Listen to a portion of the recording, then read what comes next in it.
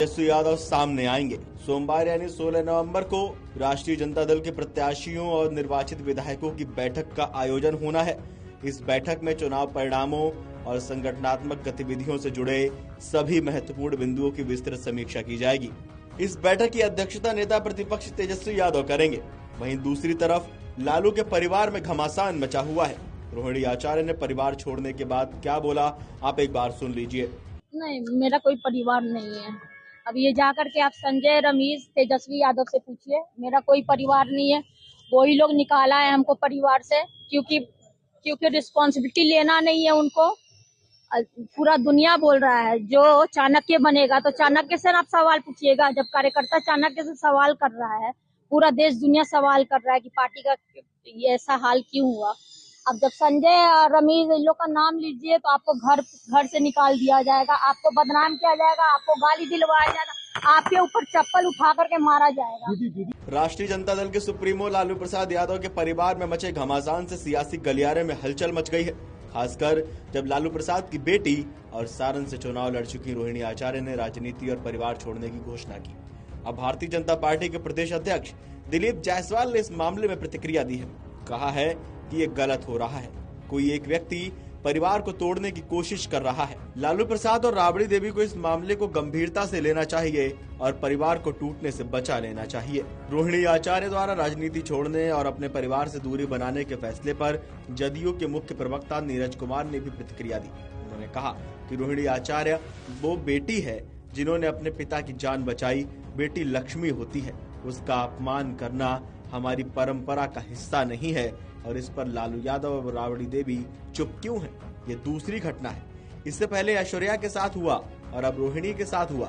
इन आंसुओं की कीमत लालू यादव को बहुत महंगी चुकानी पड़ेगी। उन्हें राजनीति का धृतराष्ट्र नहीं बनना चाहिए और जिसकी गलती है उसे बेनकाब करना चाहिए। ये उनका आंतरिक मामला है, लेकिन चिंता का विषय जरूर है। इधर रोहिणी आचार्य के बयान पर प्रतिक्रिया देते हुए जदयू के एमएलसी खालिद अनवर ने कहा कि रोहिणी आचार्य सिंगापुर से बिहार में राजनीति करने क्यों आई, किसने उन्हें राजनीति में आने के लिए आमंत्रित किया, और अगर वो सिर्फ इसलिए राजनीति में आई क्योंकि वे लालू यादव जी की बेटी हैं, तो रोने धोने और पारिवारिक विवादों को सार्वजनिक करने से उन्हें कोई सहानुभूति नहीं मिलने वाली है। दरअसल आपको बता दें कि शादी के बाद पति राव समरेश के साथ सिंगापुर में रह रही रोहिणी आचार्य बाकी बहनों राजलक्ष्मी, अनुष्का, रागिनी, हेमा और चंदा की तरह बिहार की राजनीति से दूर थी।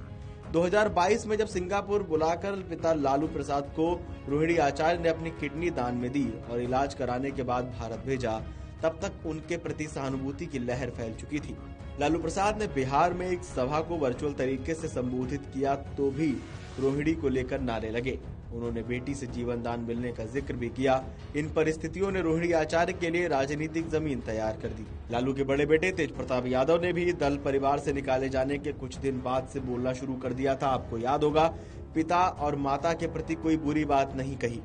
तेजस्वी यादव और उनके आसपास रहने वालों पर निशाना साधते रहे, जयचंद बताते रहे, लेकिन ऐसा लग रहा है कि लालू यादव के बिखराव की पूरी कहानी वही है जो लोग बता रहे हैं। मतलब तेजस्वी यादव अकेले विरासत संभालने वाले रहे और उनके बाद उनकी पत्नी, बाकी कोई नहीं।